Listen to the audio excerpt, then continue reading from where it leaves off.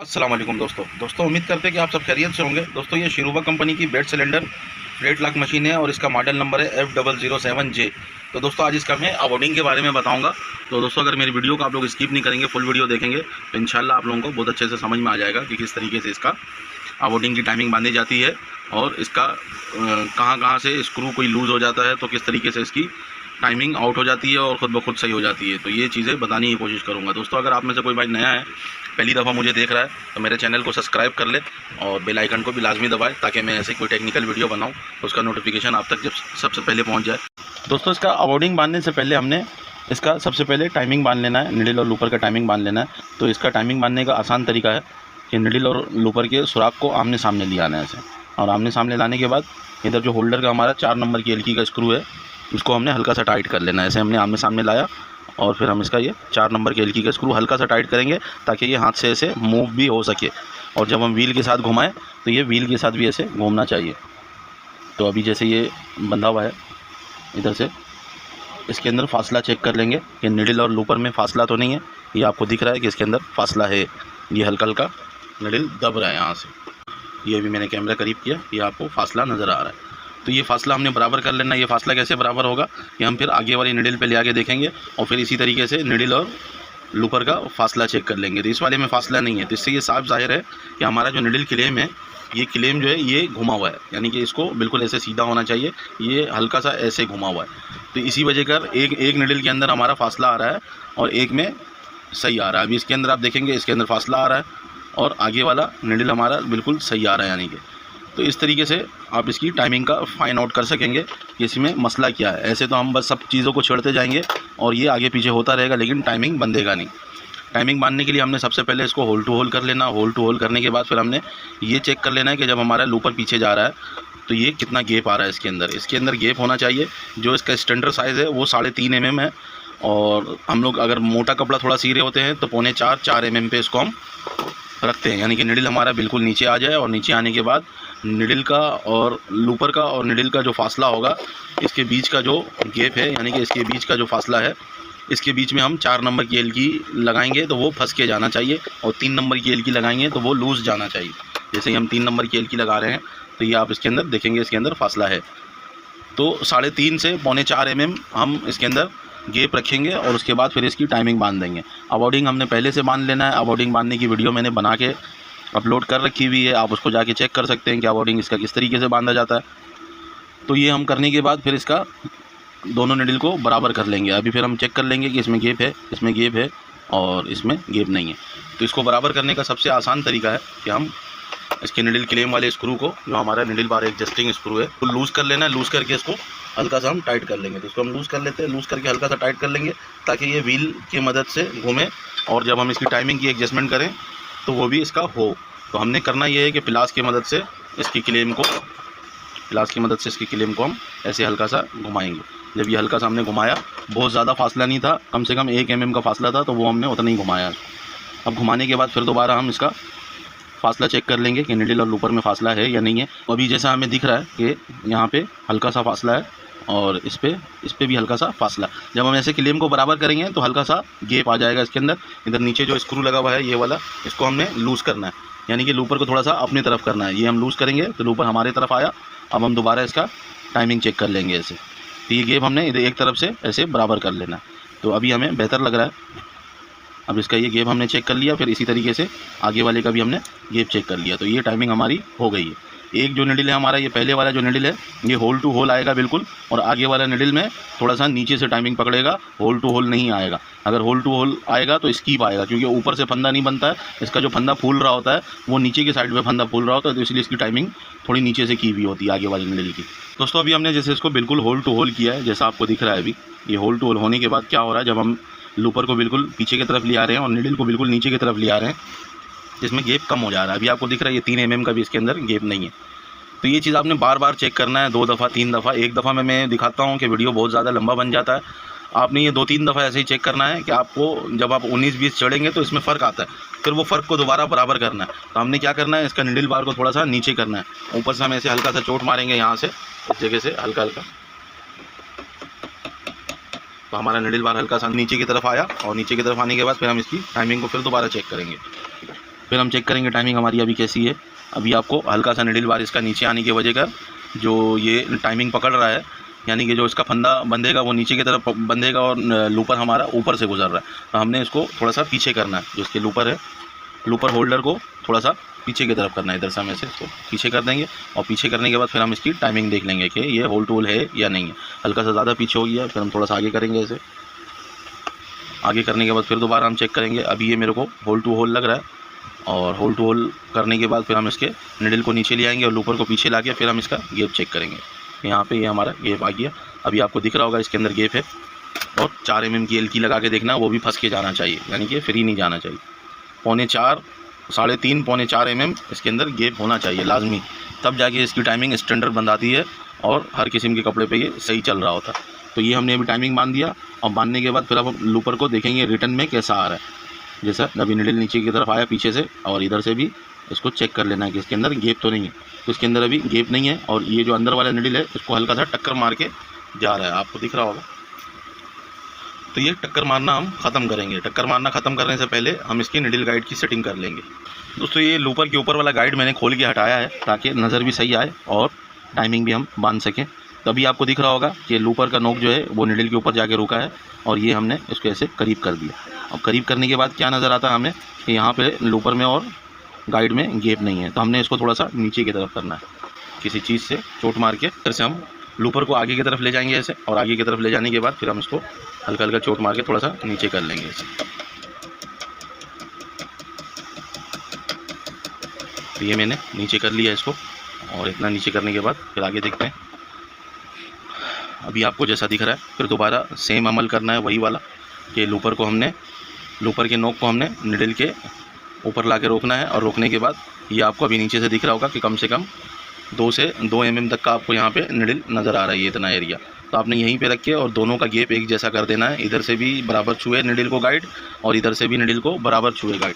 और इसके बाद फिर हमने इसका जो ये 2 नंबर की एलकी का स्क्रू यहाँ पे लगा हुआ है, इसको हमने टाइट कर लेना है। तो ये हमारे निडल गाइड का टाइमिंग बन गया है। इसी तरीके से आपने बांधना है 19-20 ऊपर नीचे कर करके। दोस्तों फ्लेट लॉक मशीन में एक चीज़ आपने और भी चेक करना है, वो ये चेक करना है कि अगर आप बार बार टाइमिंग बांध रहे हैं और वो मसला हल नहीं हो रहा है, तो आप मशीन पे जाने के बाद आपने ये कवर खोल लेना है, और खोलने के बाद इधर आपने 2.5 नंबर की एलकी का स्क्रू लगा हुआ है यहाँ पे, जो हमारे केम को चला रहा है। तो इसको हमने व्हील को एक जगह पे रोक लेना है। व्हील को रोकने के बाद इस एलकी से जो ये शाफ्ट हमारा लगा हुआ है, एलकी से हम इधर ज़ोर करेंगे और उस तरफ ज़ोर करेंगे, तो हमें शाफ्ट का अंदाज़ा लग जाएगा कि शाफ्ट कहीं से लूज़ तो नहीं है। अभी जैसे इसको मैं यहाँ पे व्हील को स्टील करता हूँ और इसको ऐसे मूव करके देखता हूँ, तो ये अभी आपको दिखेगा। ये देखिए ये आपका जो निडल बार है ये एक जगह पे रुका हुआ है, और ये मूव हो रहा है, आपको दिख रहा होगा ये।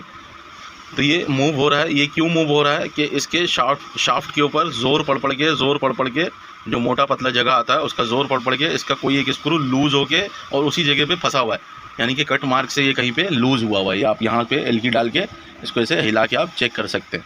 अगर आपकी मशीन में ऐसा मसला नहीं है तो फिर आप टाइमिंग वगैरह देखें, वरना सबसे पहले आप व्हील को रोक के और इस तरीके से हिला के आप चेक करें, तो आपको भी फॉल्ट मिल जाएगा। अभी आपको नज़र आ रहा होगा कि अभी जैसे इसका टाइमिंग आउट आ रहा है, इस तरफ से होल टू होल आ रहा है, और जब हम इसको इधर से आउट कर रहे हैं, ये देखिएगा अभी आप, ये अभी मैंने इसको आउट किया तो ये टाइमिंग देखिएगा बहुत ऊपर से चला गया, ये सुराख आउट हो गया, यानी कि होल आउट हो गया। तो हमने सबसे पहले ये फाइंड आउट करना है कि इस शाफ्ट में कहीं से लूजिंग तो नहीं है। जो इसका बेल्ट वाला गियर लगा हुआ है उसको भी चेक कर लेना है, फिर नीचे से टप खोल के कि वो लूज़ तो नहीं है। और इधर एक जॉइंट लगा हुआ होता है, इस जॉइंट को भी चेक कर लेना है। जो हमारा ये जॉइंट लगा हुआ है, इस जॉइंट को भी हमने चेक कर लेना है। ये फॉल्ट मैंने अभी इसके अंदर खुद से पैदा किया है, और अक्सर इसके अंदर ये फॉल्ट आता है फ्लेट लॉक मशीन के अंदर। जैसा मेरा एक्सपीरियंस है वो एक्सपीरियंस से मैं बता रहा हूँ कि इसका या तो ये वाला जॉइंट लूज़ हो जाता है, या तो अंदर जो गियर वाला हमारा वर्म लगा हुआ है वो लूज़ हो जाता है। इसी तरीके से ऊपर शाफ्ट के अंदर भी इधर बीच में एक जॉइंट होता है वो लूज़ हो जाता है। तो इस तरीके के मसले आते हैं, यानी कि टाइमिंग आप बार बार बांधेंगे और वो खुद ब खुद आउट हो जा रहा है, यानी कि अपनी जगह छोड़ दे रहा है। तो इस तरीके से इसको फाइन आउट करने के बाद फिर यहाँ पे हमारा मैंने यहाँ पे इसका जो कट मार्क वाला एलकी का स्क्रू है इसको लूज़ किया था, ताकि आप लोगों को ये मसला बता सकूँ कि इसको किस तरीके से हल किया जाता है और चेक किया जाता है। तो ये स्क्रू मैंने इसका लूज़ किया है कट वाला। तो अक्सर होता है ऐसा ही कि ये स्क्रू लगा हुआ है, आपको नज़र आएगा, आप मशीन पे जाएंगे आपको नज़र आएगा कि हाँ ये स्क्रू लगा हुआ है, लेकिन ये स्क्रू अंदर से जो है ना चपटा हो के ये खुलेगा भी नहीं जल्दी और जाम खुलेगा बिल्कुल, और इसका जो नीचे वाला हिस्सा होता है वो ख़राब हो जाता है। उसी वजह करिए जो इसका ये नीचे वाला हिस्सा है ये शाफ्ट के साथ टकर के ख़राब हो जाता है, और फिर जो है ना ये खुद ब खुद खुल के गिरता नहीं है बाहर, हल्का सा ये फंसा के रखता है शाफ्ट को। तो ऐसे भी मशीन में मसले आ जाते हैं। अगर मशीन आपकी 2-3 साल पुरानी है तो उसमें भी ये मसला आ जाता है। और मशीन की क्वालिटी के ऊपर भी बात होता है कि आप अच्छे ब्रांड का मशीन अगर इस्तेमाल करेंगे तो वो थोड़ा बेहतर होता है। जैसे शिरूबा हो गया, जोकी हो गया या ब्रदर हो गया, तो ये मशीनें थोड़ी ज़्यादा पायदार है। तो इसके मैं इस स्क्रू को टाइट कर लेता हूँ। इसको मैंने कट मार्क पे बैठा के टाइट कर दिया अभी, और इसको अच्छी तरीके से टाइट करना, फिर इसका दूसरा स्क्रू को भी हमने टाइट कर लेना। दोस्तों टाइट करने के बाद फिर दोबारा हम एलकी फंसा लेंगे, और एलकी फंसा के वैसे ही चेक कर लेंगे। एलकी कहाँ फंसा रहा हूँ मैं, एलकी जो अवॉर्डिंग का जो यहाँ पे एक रैंक लगा हुआ है उसी के ऊपर फंसा रहा हूँ। ये एलकी यहाँ पे 2.5 नंबर की एलकी लग रहा है यहाँ पे। तो फिर दोबारा हमने उसी तरीके से आपने ज़ोर से चेक करना है, ये नहीं कि हल्का हल्का ऐसे हिला के चेक करना है। आपने इसको एक जगह पे सही से स्टील करना और व्हील घुमाना आपने ज़ोर के साथ, या इसी जो एलकी को आपने ज़ोर के साथ इधर घुमाना है या इधर घुमाना है ऐसे, तभी आपको पता लगेगा। हल्के हाथ से ये नहीं पता लगता कि ये वाला फॉल्ट जो मैंने चोर फॉल्ट बताया आपको। दोस्तों अभी जैसा आपको दिख रहा होगा, अभी मैंने इसकी टाइमिंग बांध दी थी। अभी ये जब मैंने उसका वो मसला हल किया जो इसका जॉइंट वाला मसला था, जॉइंट से इसका शाफ्ट लूज़ पड़ा हुआ था और वो अपनी मर्ज़ी का हुआ था, तो वो करने के बाद अभी हमारी टाइमिंग फिर से आउट हो गई। तो हमने क्या करना है, फिर दोबारा इसकी टाइमिंग को बांध लेना है। इधर से 4 नंबर की एलकी को हमने लूज़ कर लेना है, और लूज़ करने के बाद फिर दोबारा इसको हम होल टू होल कर लेंगे। इधर से ऐसे होल टू होल कर लेना है। ये अभी हमारा होल टू होल हो गया है, और होल टू होल करने के बाद फिर हम इसको रिटर्न में चेक कर लेंगे। रिटर्न में हमारा होल टू होल सही आ रहा है, तो रिटर्न में हमारा होल टू होल सही आने लगा। हालांकि पहले सही नहीं आ रहा था, पहले इसीलिए सही नहीं आ रहा था कि हमारा जो वो जॉइंट है वो आउट हो रहा था, फिर जगह पे आ जा रहा था, आउट हो रहा था, जगह पे आ जा रहा था। तो इस तरीके से जो मैकेनिक कोई भी बैठा हुआ था मशीन पे वो कंफ्यूज हो जाता है। तो आपने इस मसले को पहले चेक करना है जाते ही मशीन के ऊपर। अगर आपने 2-3 दफ़ा टाइमिंग बांध दिया है और टाइमिंग का मसला हल नहीं हो रहा है, तो आपने ये चीज़ लाजमी चेक करना है। तो दोस्तों हमारी निडल और लूपर की जो टाइमिंग है वो बन गई है, और निडल गाइड की भी टाइमिंग हमारी बन गई है। निडल गाइड बिल्कुल सही तभी काम करेगा जब आपका बेल्ट टाइमिंग अच्छा बंधा हुआ हो। अगर बेल्ट टाइमिंग आपका होल टू होल सही बिल्कुल बंधा हुआ होगा कि जाते वक्त भी होल से होल हो जाए, और जब ऐसे रिवर्स आ रहा है ऐसे में भी ये होल टू होल आए, तब जाके हमारा निडल गाइड जो है वो सही मूव करेगा, यानी कि उसकी टाइमिंग सही आएगी। क्योंकि उसकी टाइमिंग फिक्स है इसके अंदर। जो यहाँ पे हमारा यहाँ से कनेक्टिंग इधर अंदर लगता है, वो कनेक्टिंग मेन शाफ्ट के ऊपर ही एक केम बना हुआ है, उस केम के हिसाब से वो चल रहा होता है और आगे पीछे से हो रहा होता है। तो बेल्ट टाइमिंग इस मशीन के अंदर बहुत अहम है। बेल्ट टाइमिंग हमारा नहीं सही होगा तो कोई सी भी टाइमिंग हमारी सही नहीं चलेगी। दोस्तों इसका जो निडल बार एडजस्टिंग स्क्रू जो हमने लूज़ छोड़ा था, जिससे हम निडल बार की टाइमिंग बांधते हैं, उसको भी हमने टाइट कर लेना है, क्योंकि हमारी निडल और लूपर की टाइमिंग बन गई। दोस्तों ये जो हमारा एक रिंग लगा हुआ है वेट के साथ, ये वेट के साथ हमारा ये एक रिंग केम लगा हुआ है, इसका टाइमिंग सीधा होता है। ये आपको 2 कट इधर यहाँ पे दिख रहा होगा, इन दोनों के सामने रख के इसके स्क्रू को हमने टाइट कर लेना है। इसके अंदर कोई कट मार्क नहीं होता है। दोस्तों ये जो हमारा लीवर लगा हुआ है ये पूरा नीचे तक का ये शाफ्ट के अंदर एक ऐसे टाइट है। तो ये ऐसे ऐसे जो मूव करवा रहा है, हमारा जो लूपर होल्डर है उसी को ऐसे ऐसे मूव करवा रहा है, और ये भी ऐसे ऐसे मूव हो रहा होता है। तो ये हमारा बेल्ट टाइमिंग के हिसाब से, अगर बेल्ट टाइमिंग हमारा सही होगा तो ये केम का भी टाइमिंग खुद ब खुद सही आएगा। जब हमारा belt timing hole to hole बंधा हुआ होगा बिल्कुल सही, तो हमारा इस केम की भी टाइमिंग बिल्कुल खुद ब खुद सही आएगी। अगर बेल्ट टाइमिंग आउट होगा तो ये भले सही बंधा हुआ अबॉर्डिंग का टाइमिंग है वो नहीं आएगा। तो इसको हम एडजस्टिंग इस तरीके से करते हैं कि ये नट हम लूज़ कर लेंगे, और लूज़ करके इस नट से इसको लूज़ करेंगे और टाइट करेंगे, तो हमारी अबॉर्डिंग की टाइमिंग बनती है। तो दोस्तों निडल और लूपर का टाइमिंग आपका और बेल्ट टाइमिंग अगर अच्छे से बंधा हुआ है बिल्कुल सही, तो उसके बाद हम अबॉर्डिंग बांधने के लिए इसका ये पानी वाला स्क्रू हम इसका लूज़ कर लेंगे। बाज़ मशीन में सिर्फ पानी वाला स्क्रू दिया हुआ होता है जो खाली ऊपर नीचे ऐसे होता है, और जो पुराने मॉडल की मशीन है उसके अंदर ये स्क्रू दिया हुआ होता है 2 नंबर का एलकी का। दोस्तों अभी मैंने इसका ये पानी वाला स्क्रू लूज़ कर लिया। लूज़ करने के बाद जब इसको हम ऐसे ऊपर नीचे कर रहे हैं तो ये आपको नज़र आएगा कि इसके लूपर में गेप आएगा। इसको हम फुल टाइट करते हैं, इस जगह से हम इसको फुल टाइट करेंगे ऐसे, और टाइट करते जाएंगे। तो अभी आपको इधर लूपर के अंदर गेप नज़र आएगा। लूपर में गेप आ गया, ये लूपर में गेप आ गया है, लेकिन निडल गाइड अपनी जगह पे रहेगा। निडल गाइड आउट नहीं होता, निडल गाइड अपना सही सपोर्ट कर रहा है। लेकिन हमने जब उस स्क्रू को टाइट किया है तो इसमें गेप आ गया है, और इसी तरीके से जब ये रिटर्न में वापस आएगा तो बहुत ज़्यादा देखेंगे आप टक्कर मार के आ रहा है। तो इसको हम इस तरीके से भी सेट कर सकते हैं कि इसका लूपर होल्डर खोल के थोड़ा बाहर की तरफ कर लेंगे। दोस्तों हमने जो लूपर होल्डर का स्क्रू टाइट किया था इसको हम ऐसे लूज़ करेंगे और हल्का सा टाइट रहने देंगे, ताकि ये हाथ से मूव हो और ये हम इसकी टाइमिंग बांध सकें।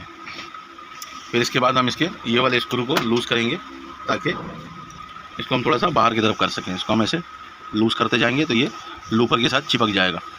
अभी आपको दिख रहा होगा ये लूपर के साथ मिल गया है और आगे वाला निडल भी सही आ रहा है। फिर हम इसका पलट चेक कर लेंगे। जब ये रिवर्स में आएगा तो रिवर्स में आपको दिख रहा होगा ये अभी भी टकर रहा है, जो इसका निडल है ये टकर के जा रहा है। इसको हम सेट इसी तरीके से करेंगे। इसका हमने जो इसका लूपर राड है जो ऐसे ऐसे मूव कर रहा है, इसको हमने निडल के हिसाब से सेंटर करना है, यानी कि इस तरफ से भी सही जाए और रिटर्न में भी टक्कर वक्कर ना मारे। तो ये इसको हम फिर दोबारा ऐसे टाइट कर लेते हैं और जब हम इसको टाइट करेंगे तभी आपको नज़र आएगा कि लूपर में बहुत ज़्यादा टक्कर लगने लगेगा। क्योंकि दोस्तों हम ये करेंगे कि इसके लूपर के नोक को निडल के सामने ऐसे ले आके रोकेंगे और रोकने के बाद फिर हम इसको टाइट करते जाएंगे। ऐसे ये जो स्क्रू है इसको हम लूज़ करेंगे, पहले हमने टाइट किया हुआ था, इसको अब हम लूज़ कर रहे हैं। ऐसे लूज़ करते जाएंगे तभी आपको दिखेगा कि इसका जो लूपर होल्डर है वो इस तरफ आ गया। अब ये निडल के अंदर टक्कर मारना शुरू हो जाएगा। दिख रहा है आपको निडल के अंदर टक्कर मार रहा है। तो हमने क्या करना है, अब इसको इधर से जो स्क्रू इसका नीचे लूपर होल्डर का है इसको हम टाइट करेंगे। जब हम इसको टाइट करेंगे तो ये टक्कर मारना बंद कर देगा। इसको हम टाइट करते जाएंगे और फिर हम चेक करेंगे कि हमारा, अभी ये थोड़ा सा और टाइट करते हैं, इसका गेप चेक कर लेते हैं। इसमें गेप आ गया, ज़्यादा टाइट हो गया, इसको हमने फिर दोबारा बाहर की तरफ कर लेना। होल टू होल चेक करना है, हर दफ़ा होल टू होल रहना चाहिए तभी आप टाइमिंग बांध सकेंगे। तो ये अभी हल्का सा टक्कर मार रहा है, इसको हम अंदर करते हैं। तो इसी तरीके से 19-20 अंदर बाहर करके इसकी टाइमिंग को हमने बांधना है। आप सोचेंगे एक दफ़ा हमने सेटिंग किया और हो जाएगा, ऐसा नहीं होता।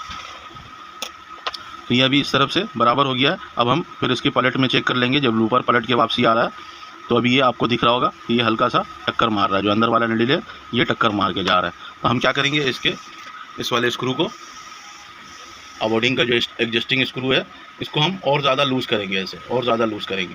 जो इसका कनेक्टिंग है इसको और ज़्यादा नीचे की तरफ लेके जाएंगे।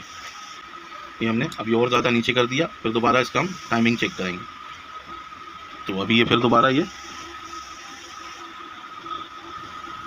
अभी आपको दिख रहा होगा, अब ये हल्का सा टक्कर मार रहा है, पहले ज़्यादा मार रहा था, कम हो गया अभी टक्कर मारना। और इस जगह से भी हमने इसका गेप चेक कर लेना है, ऐसा तो नहीं कि इसके अंदर गेप आ गया, क्योंकि जब भी हम इसका ये टाइमिंग यहाँ से सेट करेंगे तो दोनों तरफ से इसमें गेप आएगा लाजमी, यानी कि इस तरफ से भी गेप आ जाएगा इसके अंदर। तो अभी इसके अंदर मामूली सा गेप है, इसको हम बाहर करेंगे लूपर होल्डर को। ये अभी हमने बाहर किया, बाहर करने के बाद फिर हम चेक कर लेंगे और इसी तरीके से फिर हम रिटर्न में चेक कर लेंगे। तभी ये टक्कर मारना बंद हो गया है, बिल्कुल मामूली सा, ये इतना सा छू के जाना चाहिए। अगर इससे ज़्यादा पीछे से जाएगा तो फिर ये इसमें गेप आ जाएगा चलते वक्त। तो अभी ये सही है। अब इसी तरीके से जब हम निडल मोटा लगाते हैं, अब ये वाला निडल हम आपको निकाल देते हैं। अब ये निडल हम निकाल लेते हैं बाहर, और निकाल के ये हमने 7 नंबर का निडल लगाया हुआ था इसके अंदर, बिल्कुल बारीक निडल। और अब हमारे पास ये 14 नंबर का निडल है। ये 14 नंबर का निडल इसके अंदर लगाते हैं। ये हमने निडल को फिक्स कर लिया जगह पे। फिर दोबारा हम इसको व्हील घुमा के इसकी टाइमिंग को देखेंगे। अभी आपको दिखेगा ये बहुत ज़्यादा टक्कर मारना शुरू हो गया। इसके अंदर क्या फ़र्क आया, फ़र्क ये आया कि हमारा जो निडल पहले लगा हुआ था वो पतला लगा हुआ था, उसके हिसाब से इसकी अवॉर्डिंग बंदी हुई थी, और इसका जो फॉरवर्ड टाइमिंग था वो उस निडल के हिसाब से बना हुआ था। और आगे वाले निडल पे देखेंगे, आगे वाले निडल मैंने चेंज नहीं किया, उस पर अभी भी सही आ रहा है, उस पर मसला नहीं है। तो इसी तरीके से अब हम क्या करेंगे, इसके दोनों निडल को एक जैसा करेंगे। दोस्तों ये दूसरा निडल मैंने निकाल लिया और ये 14 नंबर का निडल इस पर भी लगा रहे हैं। दोस्तों अभी जैसे हमने इसमें 14 नंबर का निडल लगा दिया। 14 नंबर के निडल में क्या है, अब लूपर पे हमारा टक्कर लगने लगा, निडल हमारा टक्कर के जा रहा है दोनों निडल के ऊपर। तो इसको हम क्या करेंगे, इसको हम जो लूपर होल्डर है इसमें हम इसको हम अंदर करेंगे। जब ये अंदर जाएगा, अभी हमने इसको अंदर कर दिया, जब अंदर करने के बाद क्या इसके अंदर फ़र्क आएगा कि जब लूपर हमारा पलट के वापस आएगा, अभी लूपर आगे गया और जब ये पलट के ऐसे वापस आएगा तो इसके अंदर यानी कि टकराव बढ़ जाएगा। जैसे अभी ये आपको दिख रहा है कि इसका टकराव बढ़ गया। तो अब इसके हम टकराव को फिर दोबारा बराबर करेंगे। बराबर कैसे होगा, ये अभी आपको दिख रहा होगा कि ये टक्कर के वापस जा रहा है। तो फिर हमने क्या करना है, इसके स्क्रू को और लूज़ करके बिल्कुल नीचे की तरफ लेके जाएंगे, और नीचे की तरफ ले आने के बाद अभी हम इसकी टाइमिंग चेक कर लेंगे फिर दोबारा। तो ये अभी हमारी टाइमिंग में फ़र्क आ गया, ये आपको दिख रहा होगा, इसके अंदर गेप आ गया। इसके हम चूड़ी को यहाँ से फिर लूज़ करेंगे इस जगह से। जो हमारा लूपर होल्डर है, लूपर होल्डर को हम बाहर की तरफ करेंगे यहाँ से। तो दोस्तों इसी तरीके से आप इसका अबाउटिंग का टाइमिंग बांध सकते हैं।